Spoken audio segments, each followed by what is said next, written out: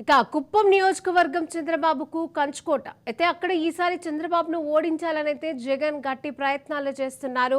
ఆ బాధ్యతలను పెద్దిరెడ్డికి అప్పగించారు. ఇక అక్కడ వైసీపీ గెలిస్తే ఆ పార్టీ అభ్యర్థి భరత్ను మంత్రిని చేస్తానని కూడా ప్రకటించారు. ఇక వీటన్నిటికీ సంబంధించి మరిన్ని అప్డేట్స్ మా చిత్తూరు ప్రతినిధి సుధీర్ అందజేస్తారు. సుధీర్, శిరీష, ఇప్పటికే సార్వత్రిక ఎన్నికల పోలింగ్ ప్రక్రియ ముగిసింది.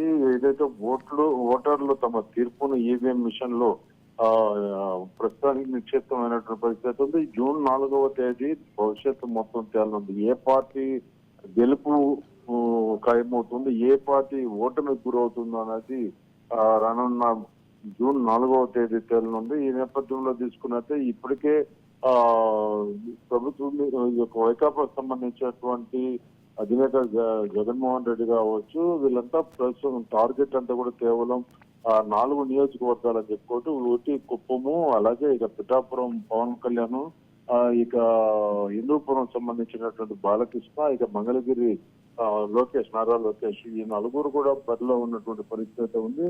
ఇదే మొదట ఈ యొక్క సార్వత్రిక ఎన్నికలు పోలింగ్ ముందు నుంచి కూడా ప్రభుత్వం సంబంధించినటువంటి ప్రచారాల్లో భాగంగా జనంలో ముందుకు వెళ్తూ సిద్ధమైనటువంటి కార్యక్రమం పేరిట అన్ని నియోజకవర్గాలు తిరగడం జరిగింది. అలాగే కుప్పం చేరుకున్నటువంటి జగన్మోహన్ రెడ్డి అక్కడ వైసీపీకి సంబంధించినటువంటి ఎమ్మెల్యే అభ్యర్థి భరత్ కుమార్ ను నిలబెట్టడం, అలాగే భరత్ కుమార్ ఖచ్చితంగా గెలిచిన తర్వాత మంత్రి పదవికి పక్కనే పెట్టుకుంటామని కూడా తెలపడం జరిగింది. అయితే కుప్పంలో చంద్రబాబు నాయుడు ఓటమి చెవి చూడాలనేటువంటి నేపథ్యంలో అటు మా జిల్లాకు సంబంధించినటువంటి మంత్రి పెద్దిరెడ్డి రామచంద్రారెడ్డిని ప్రత్యేక దృష్టి సాధించేటువంటి పరిస్థితుల్లో ఆ యొక్క కుప్పం నియోజకవర్గం మీదనే ఆయన పర్యటన కావచ్చు, అలాగే అక్కడ ఉన్నటువంటి నియోజకవర్గ నాయకులతో అంతా కూడా మంత్రాలు జరుపుతూ ప్రతి ఒక్క కార్యాచరణ ఆయన రూపుదిద్దినటువంటి పరిస్థితి ఉంది.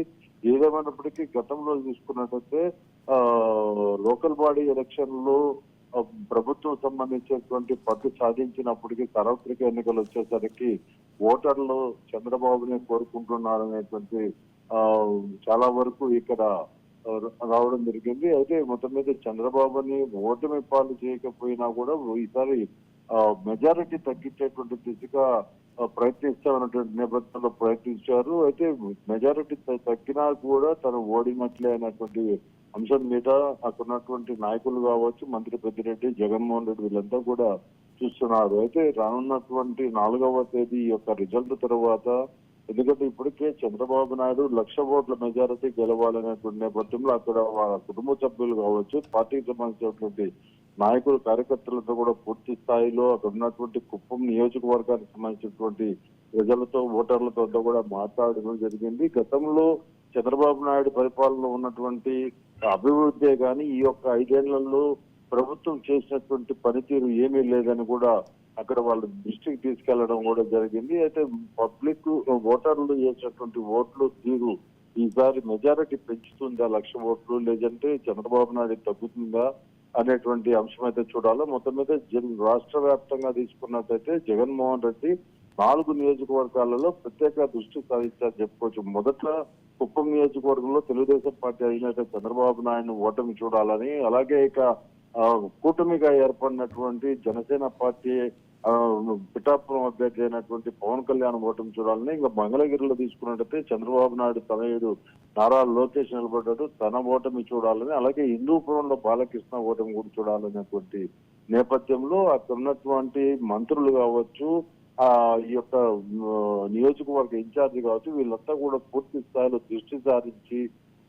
అక్కడ ప్రత్యేకమైనటువంటి దృష్టి పెట్టినటువంటి పరిస్థితి మనం చూసాము. మొత్తం మీద ప్రభుత్వం తీసుకున్నట్టయితే ఈ యొక్క కూటమి పైన విమర్శలు చేస్తూ ముందుకు వస్తున్నప్పటికీ, ఇటు తెలుగుదేశం కూటమి తీసుకున్నట్టయితే ప్రభుత్వ పనితీరు ఈ 5 ఏళ్లలో ఏమీ చేయలేదన్నటువంటి నేపథ్యంలో ముందుకెళ్తుంది. మొత్తం మీద ఓటర్లు అటు కూటమిని గెలిపిస్తుందా, ఇట్లు తిరిగి జగన్ ప్రభుత్వాన్ని కొనసాగిస్తుందా అన్నటువంటి విషయాన్ని మనం 4వ తేదీ వరకు వేచి చూడాల్సిందే శిరీష.